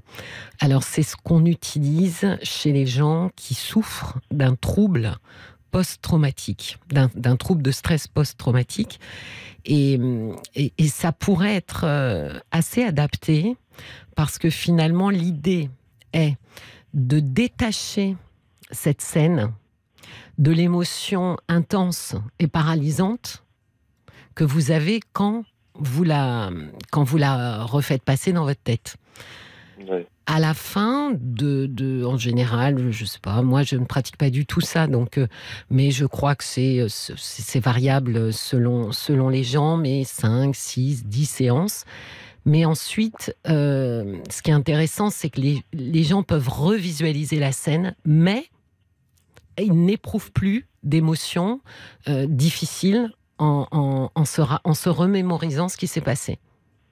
Donc la scène devient neutre, en fait. Vous voyez ce que je veux dire ? Je revois ce qui s'est passé, mais ne s'y associe plus aucune angoisse. Donc ça pourrait déjà être une piste, voyez-vous ? Ouais. Parce que du coup, ça va faire céder l'angoisse, comme on dit, c'est-à-dire que vous n'allez plus être envahi comme vous l'êtes. L'autre option, c'est... Alors, ma première option, franchement, ça serait celle-là, c'est-à-dire de tester ça et de voir. La seconde option serait plus faire 2-3 mois, peut-être une thérapie qu'on appelle des TCC, qui sont des thérapies cognitivo-comportementalistes et qui reprogramment en fait les croyances. C'est-à-dire que vous avez l'impression que, et quand vous voyez ça, votre esprit déclenche ça. Et en fait, le thérapeute avec vous, il y a des exercices, c'est très concret. Le thérapeute dessine, c'est un peu imagé ce que je dis, mais dessine des nouveaux chemins pour que vous puissiez penser autrement. D'accord. Alors ça, c'est aussi quelque chose que l'on fait avec des gens qui ont vécu des traumas et qui finalement ne se défont pas de scènes qui déclenchent des angoisses terribles. Donc comme on est à 1 an de votre épreuve, c'est tout à fait jouable de mettre ça en place. Mais en parallèle, je pense qu'il serait intéressant peut-être que vous fassiez quelques cours de théâtre. Parce que je pense aussi que ce qui vous a bloqué, c'est que vous vous êtes retrouvé devant des gens. Parce que j'imagine que quand vous êtes chez vous dans votre cuisine et que vous réalisez quelque chose, ça ne vous est jamais arrivé. Là, c'est la première fois que je ressens ça. Je pense que l'enjeu était extrêmement important pour vous et que le stress, en fait, est monté très vite. Vous savez, quand on stresse, Ethan, on produit 2 hormones qui sont le cortisol, qui est l'hormone du stress, et qui à haute dose est neurotoxique pour le cerveau, et on produit de l'adrénaline qui à haute dose est neurotoxique pour le cœur.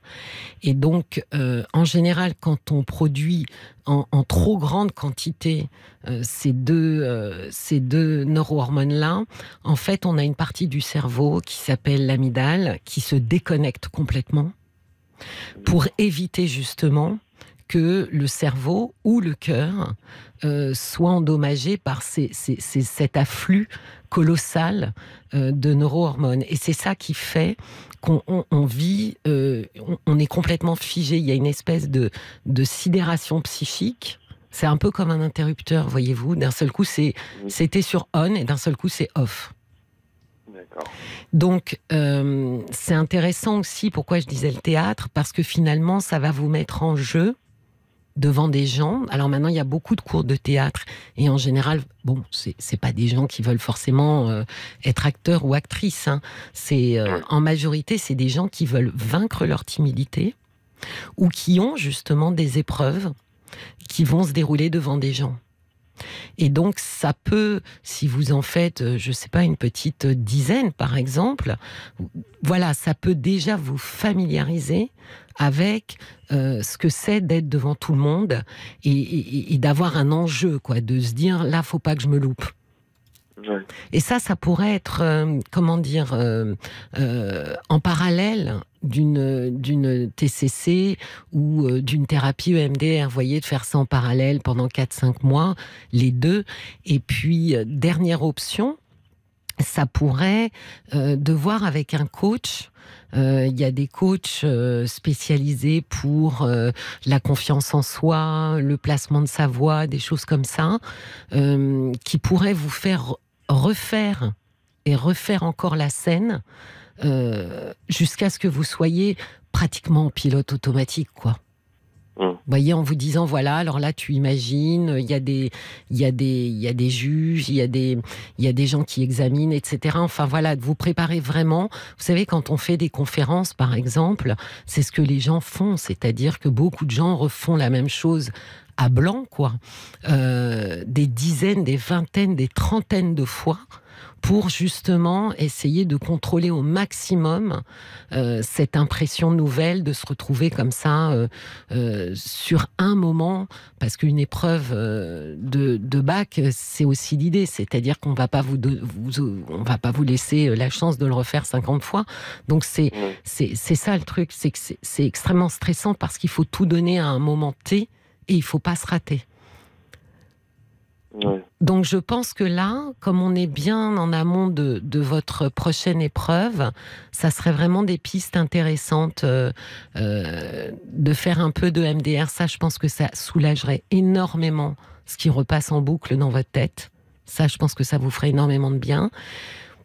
Si ça fonctionne, c'est pas la peine d'aller vers une thérapie, une TCC, c'est pas la peine. Si le MDR a fonctionné, vous allez de façon tout de suite le ressentir. Moi, les gens qui l'ont fait me racontent, me disent, c'est une évidence, quoi. Vous voyez, maintenant, je vois les choses, mais il n'y a plus du tout d'angoisse. Et puis, franchement, j'irais faire quelques cours de théâtre. Même si ça vous paraît, justement, c'est l'idée, il vaut mieux être un peu terrorisé au théâtre et être prêt le jour de l'épreuve, vous voyez, d'avoir un peu comme ça épuré tout son trac dans quelque chose qui était pas, où il n'y avait pas d'enjeu, quoi. Ouais. D'accord. D'accord. Bon, j'espère que vous avez pris des notes. Oui, j'ai pris des notes. D'accord. Je vous remercie de nous avoir appelés, Ethan. Et merci de m'avoir accordé toute cette attention. Mais je vous en prie, je vous souhaite une très belle nuit. Merci à vous aussi, bon courage. Merci, vous aussi, au revoir. Au revoir, Ethan. 22h minuit, parlons-nous. Cécilia Como sur RTL. Bienvenue si vous nous rejoignez sur RTL, c'est Parlons-nous, votre moment d'échange et de partage. L'antenne d'RTL est à vous jusqu'à minuit. Il nous reste une demi-heure ensemble au 09 69 39 10 11 et c'est un numéro non surtaxé.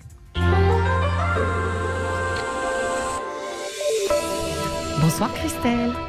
Ah, bonsoir. Bonsoir Cécilia. Bonsoir Christelle et je suis ravie de vous accueillir. Merci beaucoup. Je vous écoute. Alors, je suis un peu... j'ai vécu 30 ans aux USA, donc je suis un peu... comment dire, assez à l'aise avec ce genre de choses. D'accord. D'accord. Alors, moi aussi, ça tombe bien. Merci beaucoup. Merci beaucoup, c'est gentil. Merci beaucoup. J'ai été abusée sexuellement à l'âge de 10 ans. Oui. Auparavant, j'ai été... Qui vous a abusé sexuellement? Le copain de ma maman. D'accord, qui vivait avec elle? Maman, qui vivait avec elle de mon âge à moi, de 10 à 17 ans. Ah donc, moi.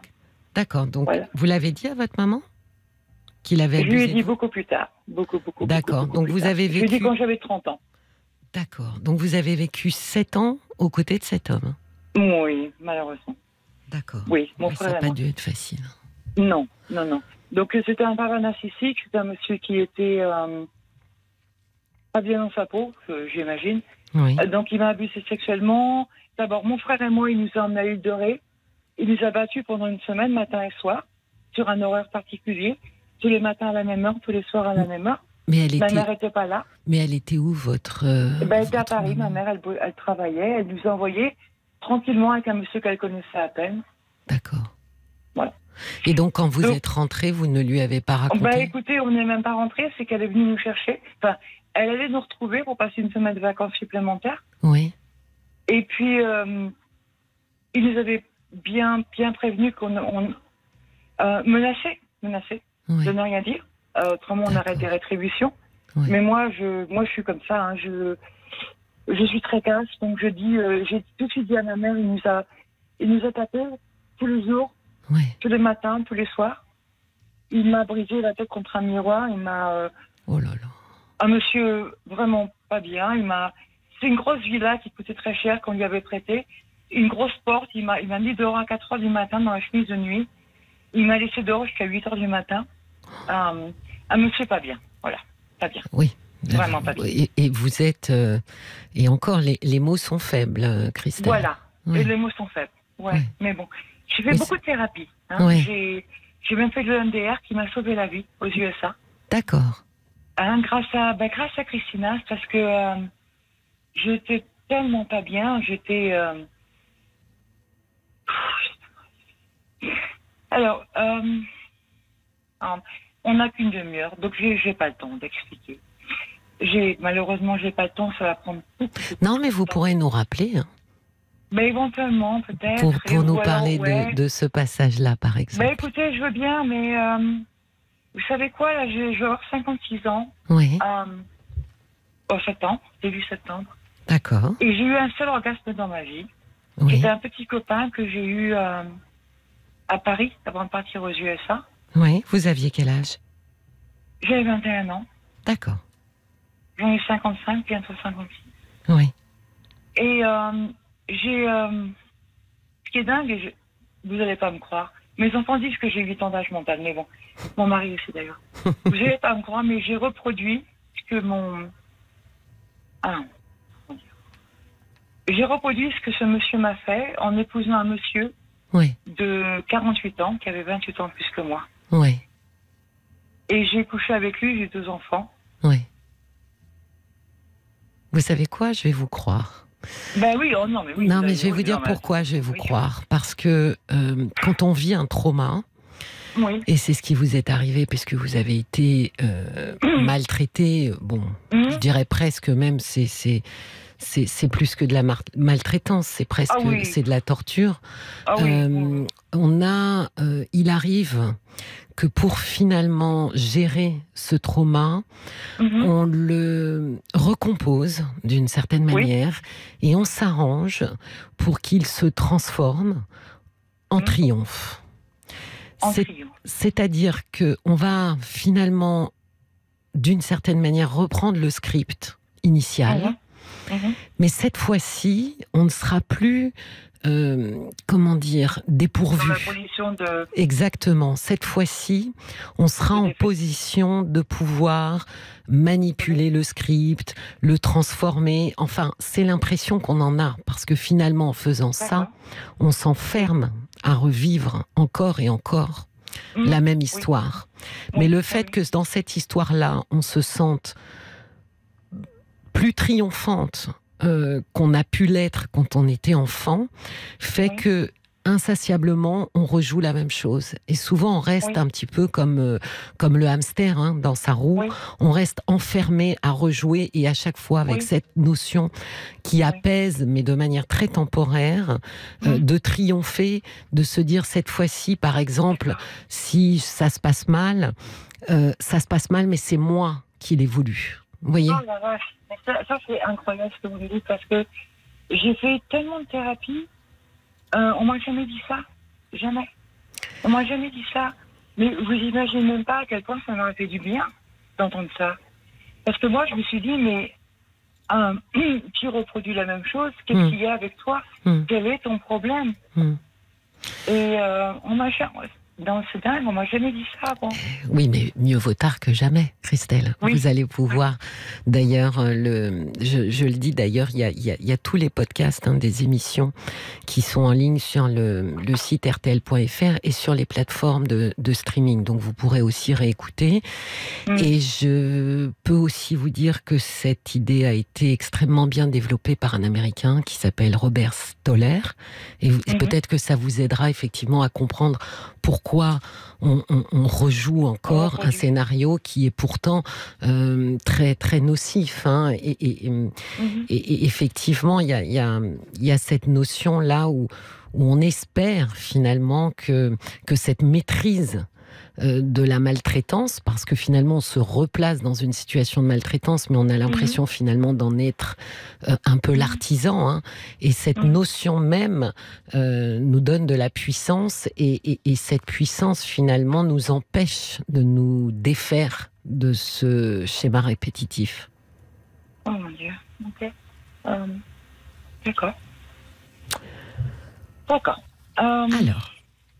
Alors, aujourd'hui... Je suis maintenant avec un homme que j'aime de tout mon cœur. Oui. Ça va faire 23 ans au mois d'octobre. J'ai eu 2 enfants avec mon premier mari. Oui. 2 enfants avec mon mari d'aujourd'hui. Ils sont tous nés aux USA parce qu'on a vécu là-bas 30 ans. D'accord. Aujourd'hui, j'aimerais savoir pourquoi j'ai peur d'avoir un enfant. Je pense peut-être que c'est sale. Hein. Dans ma tête, c'est sale. De toute façon, ça, j'en suis sûre. Oui. C'est sale. C'est très sale. Parce qu'en fait, ce qu'il faisait, ce monsieur, c'est qu'il venait dans mon lit le soir. Oui. Et ce qu'il a fait, en fait, ce monsieur, c'est une perversion horrible ici. C'est qu'il m'a fait du bien. Oui. Vous comprenez? Quand j'avais 10 ans. Et ça, c'est complètement dégoûtant. Et donc, du coup, c'est sale. Oui. Voilà, c'est sale. Alors, vous savez, Christelle, c'est effectivement la pire chose pour un enfant qui est agressé sexuellement de ressentir une excitation génitale. Ok.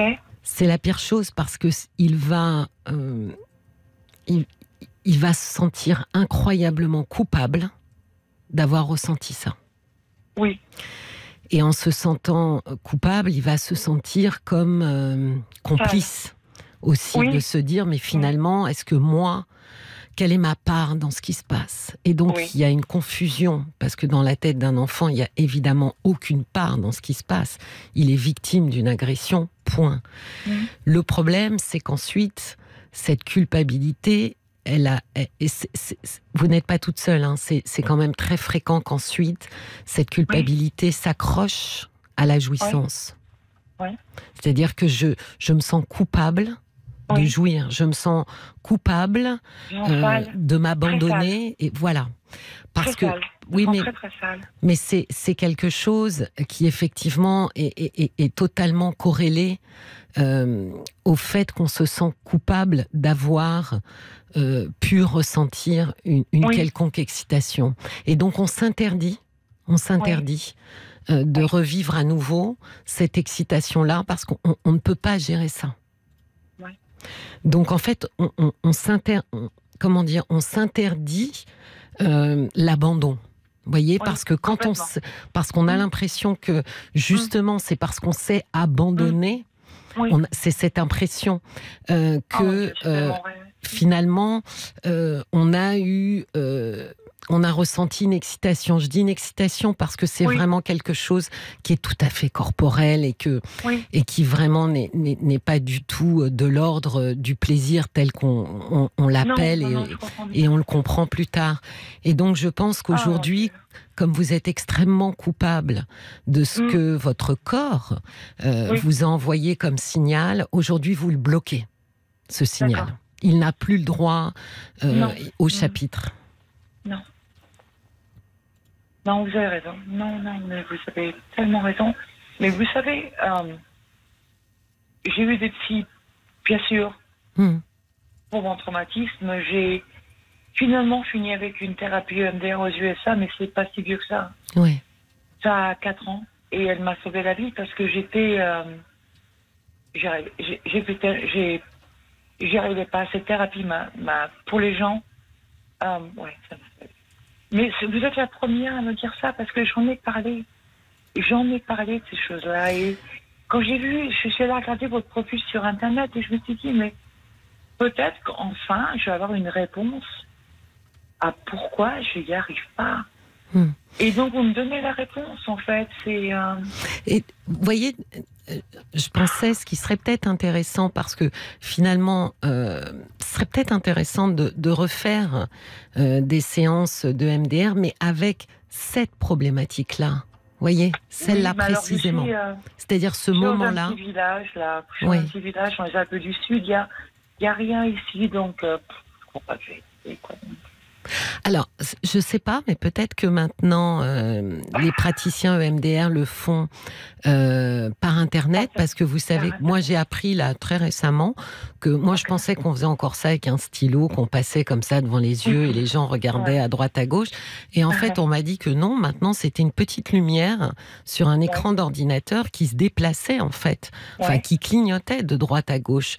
Alors ma thérapeute EMDR, elle a fait autre chose, elle était vraiment, comment dire, diplômée parce que c'est un truc MDR, ils prennent ça au sérieux, hein, donc il faut vraiment avoir suivi tout ça et être diplômé de la thérapie MDR.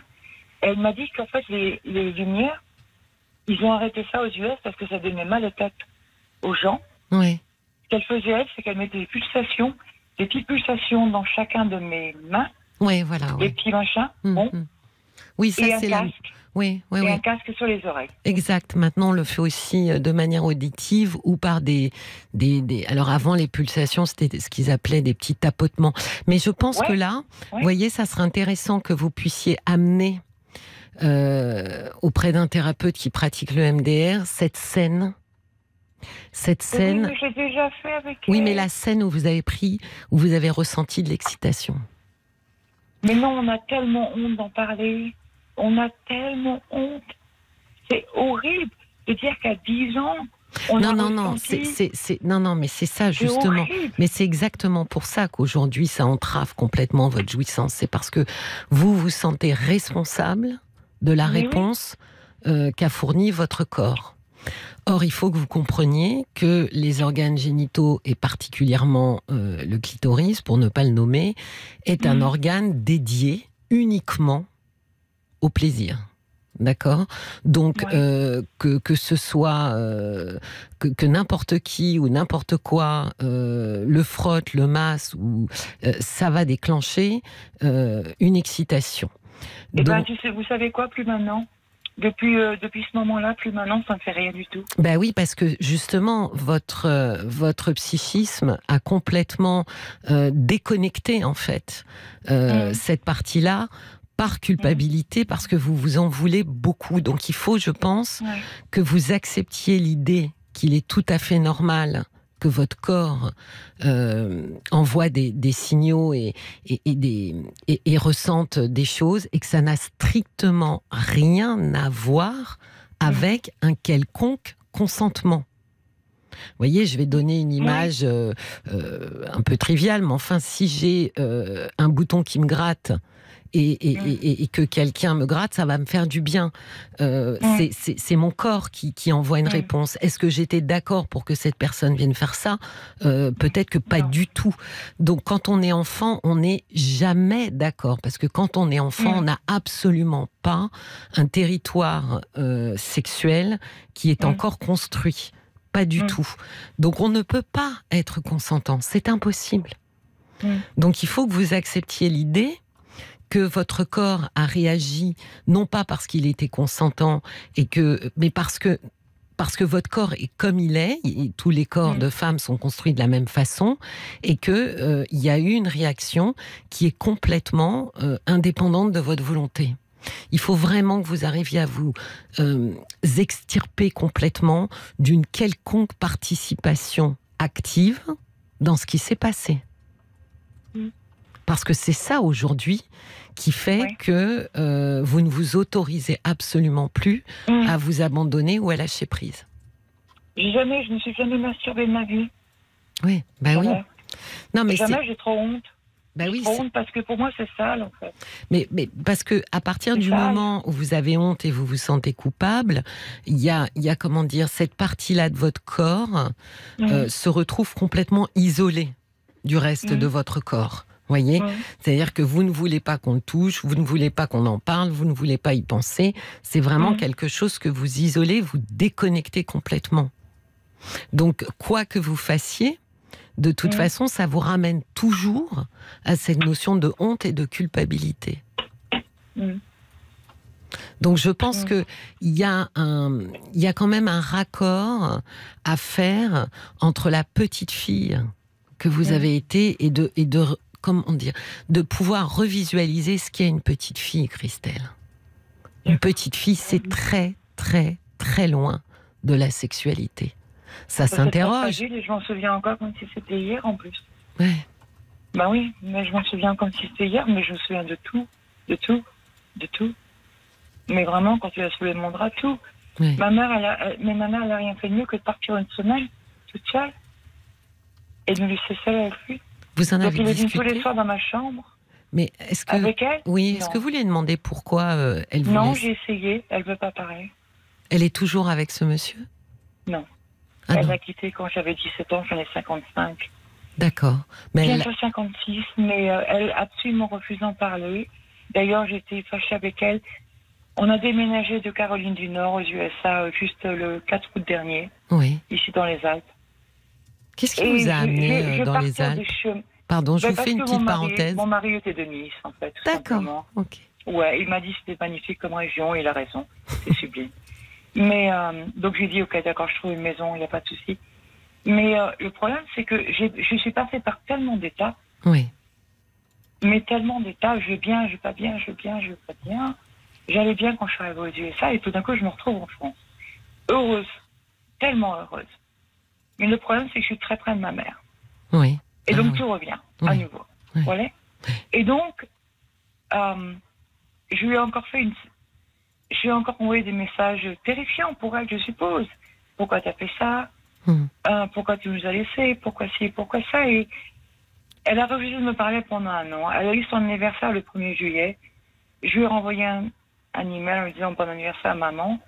Et là, je pense que je vais la recevoir pour la première fois depuis... Je vais la revoir pour la première fois depuis 11 ans. Oui. Voilà. Et j'espère que ça va bien se passer parce que elle ne veut pas en parler de toute façon. Mais alors, elle vous le dit, elle vous dit je ne veux pas parler de ça? Ah oui. Je ne veux pas en parler, c'est le passé et c'est le passé. Oui, donc ça veut dire aussi, Christelle, que vous allez être obligée de, comment dire, je ne vais pas lui en parler. Voilà, de faire avec, malheureusement. Et c'est dramatique parce que je comprends. Oui, je me suis bien préparée pour ça. J'ai pas le choix, de toute façon. Oui, parce que évidemment que vous avez besoin de comprendre, mais le problème, c'est que si elle s'obstine à ne vous donner aucune réponse, il va falloir que effectivement, vous puissiez. Oui, je vais faire un effort. Je suis prête. Je pense que je suis prête. Je pense que j'ai fait un petit bout de chemin depuis que je suis en France. Je pense que j'ai enfin, en dehors du texte, bien sûr, je pense que j'ai réussi à avaler tout ça, quelque part, à digérer, je pense. Enfin, après 10 ans, j'ai 55 ans. Il m'aura fallu quand même 45 ans. Mais je pense que ça va, maintenant, honnêtement. J'ai pris le courage d'inviter ma mère à venir. Donc, pour moi, c'est énorme. Oui. C'est vraiment énorme. Pour moi, c'est énorme. Donc, elle m'a dit, tu peux me voir au mois d'août. Pendant longtemps, je lui ai dit, écoute, on va commencer par 3 jours, juste 3 jours. Voilà, on a une belle maison avec une piscine, on a des chambres. Ça fait 11 ans que vous vous êtes pas vus l'une et l'autre. 11 ans que je l'ai pas vue, ouais. Elle a été étonnée que vous l'invitiez? Non, je pense pas, non, je pense pas. La fois qu'on s'est vu, c'était chez mon frère. On quittait le Luxembourg, on partait de Paris, donc on a couché chez on a fait partir nos meubles aux USA depuis le Luxembourg. On a couché chez mon frère à côté de Paris pendant le week-end. Il nous a amené à l'aéroport. Et on est parti à Washington parce qu'il y avait du grêle sur la Caroline, mais bon, c'est pas grave. Mais depuis, donc elle est venue chez mon frère, ma fille de 34 ans maintenant, et ma maman, elles sont venues chez mon frère me dire au revoir. Mais est-ce que votre frère, lui, continue de parler? Mon frère la déteste. D'accord. Pour les mêmes raisons? Mon père et ma mère, en fait, il dit que c'est pas ses parents, c'est ses géniteurs. Parce que ce sont tous les deux des êtres... tellement selfish. Vous avez fait selfish? Égoïste, oui. Voilà. Égocentré. Selfish. Ils ne pensent qu'à eux, finalement, et quelque part, le bien-être de leurs enfants, il n'y aura pas trop... je pense qu'ils ne sont pas trop souciés. Donc, mon frère, il refuse de les voir de leur part. Il ne les connaît plus, il n'existe plus pour lui. Donc, ça veut dire mon aussi... frère, il est à côté de Paris, et je lui ai demandé, il m'a dit... pour moi, c'est juste... ils ont mis la graine et voilà quoi. Oui. Ça veut dire aussi, Christelle, que ça vous a obligé à devenir votre propre parent, c'est-à-dire votre propre bon parent. Ah ben moi, j'étais super parent. J'ai 4 enfants. Et j'ai un petit peu manqué à mes devoirs parce que j'étais très très déprimée. Tout d'un coup, quand je suis arrivée en France, alors que j'allais très très bien. J'ai déménagé en France le 4 août. L'année dernière, mon mari... pouvait passer que 15 jours, parce qu'après, il fallait qu'il finisse ses 10 ans dans la boîte où il travaillait dans l'aviation, pour avoir sa retraite. Et voilà, il demandait 10 ans, donc il finissait ses 10 ans. Donc j'ai été toute seule pendant 4 ans avec mon fils de 16 ans, mon plus jeune, et j'ai été tellement bien. Et tout d'un coup, ils sont arrivés. Qui ils? Ma fille, son copain américain, mon mari. Oui. Et vous me croirez jamais, mais le soir de Noël, j'ai fait une tentative de suicide. C'était trop. Qu'est-ce qui était trop? Qu'est-ce que vous ne supportiez plus? Quand ils m'ont demandé là-bas, je leur ai dit je ne sais pas. Je ne sais pas. C'était... j'ai eu 4 mois en paix avec mon fils. Tout d'un coup, tout le monde est arrivé en même temps. Oui. Ma maison était débordée. Il fallait qu'ils mangent, qu'ils boivent, qu'ils dorment. Ça n'arrêtait jamais. Vous êtes senti submergé? Ah, mais complètement. C'était affreux. J'ai pris peur. Et le jour de Noël, pas le 24, on a fait un super repas. J'ai préparé des petits coquelettes, j'ai préparé plein de petits trucs. Et mon mari était parti se coucher, ma fille descend, elle est américaine. Les Américains, vous savez comment ils sont. Les parents, ils doivent donner à n'importe quelle heure, n'importe quel jour de la journée. Elle descend minuit. Je sais même plus ce qu'elle m'a demandé, mais je lui ai dit, mais c'est pas possible. Elle m'a dit, mais maman, c'est ton devoir. C'est ton devoir. Mon mari était parti se coucher, mais c'est ton devoir, maman. Je dis, mais attends, il est tard. Je suis fatiguée, on a mangé. Elle est partie là-haut, elle était tellement en colère. Et moi, je me suis dit, mais je suis une mauvaise maman. Et j'arriverai jamais à être une bonne maman, c'est pas possible. Et donc, j'avais du ibuprofène qui venait des yeux là. J'ai avalé la moitié de la bouteille. Parce que je me suis dit, c'est pas possible pour moi. J'ai tellement souffert que j'ai eu des moments où j'étais bien. Oui, mais vous voyez, Christelle, en réalité, vous avez fait un chemin de vie assez exceptionnel quand on regarde. Quand on regarde de là où vous venez. J'ai fini par me suicider le 24 décembre, c'est la honte. À 25 décembre, 24, c'est la honte. Oui, mais non. C'est la honte. Vous voyez que vous êtes, comment dire, il y a quelque chose avec la culpabilité et la honte qui finalement vous poursuit et presque se rejoue à chaque fois. Oui. Et je pense que un des chemins qu'il va vraiment falloir que vous empruntiez, c'est d'arriver à vous pardonner. Eh bien, c'est ça le problème. Ben oui, le mais problème, parce que c'est que je suis... j'essaie de faire le contraire de ma mère, donc tu es une bonne maman. Mais le problème, c'est que j'ai ces trucs derrière moi qui m'empêchent d'être une parfaite maman. Vous voyez ce que je veux dire? Oui, mais pour l'instant... Parce que les enfants, c'est une parfaite maman. C'est pas une bonne maman. Oui, mais Christelle, pour l'instant, le souci, c'est que vous refusez de vous pardonner parce que vous vous trouvez indigne d'être pardonné. Donc c'est exactement là où ça bloque. C'est-à-dire que tant que vous n'accepterez pas de vous pardonner et comment dire... Me pardonner quoi, finalement? C'est ça que je ne peux pas comprendre.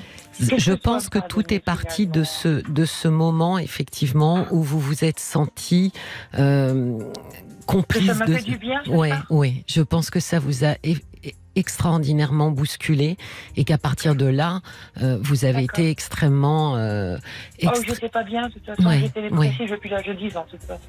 Et donc je pense que ça, c'est... Je suis une très grave dépression. Christelle, malheureusement, on va devoir se quitter parce que je dois rendre l'antenne, mais je pense que c'est vraiment sur ce chemin-là qu'il faut que vous puissiez aller. D'accord? D'accord. Il n'y a pas de souci. Merci. Je vous en prie. Vous savez, mais vous imaginez pas à quel point ce que vous m'avez dit ce soir, on ne me l'a jamais dit. Bon, j'espère que ça va. Je vous remercie de tout mon cœur. Je vous en prie. Vraiment. Je vous en prie. Passez une bonne nuit. Merci beaucoup. Merci. Je vous en prie. Et passez une bonne nuit vous-même mais je ne pourrai jamais vous remercier assez. Merci beaucoup. Au revoir. Au revoir. Au revoir. Voilà, l'émission se termine déjà, mais cette fois, je vais prendre le temps de vous dire au revoir. Merci à vous toutes et à vous tous d'avoir été là, à l'écoute et bienveillants dans vos conseils. Quant à moi, j'aurai le grand plaisir de vous retrouver demain soir à 22h. Je vous souhaite une très belle et paisible nuit.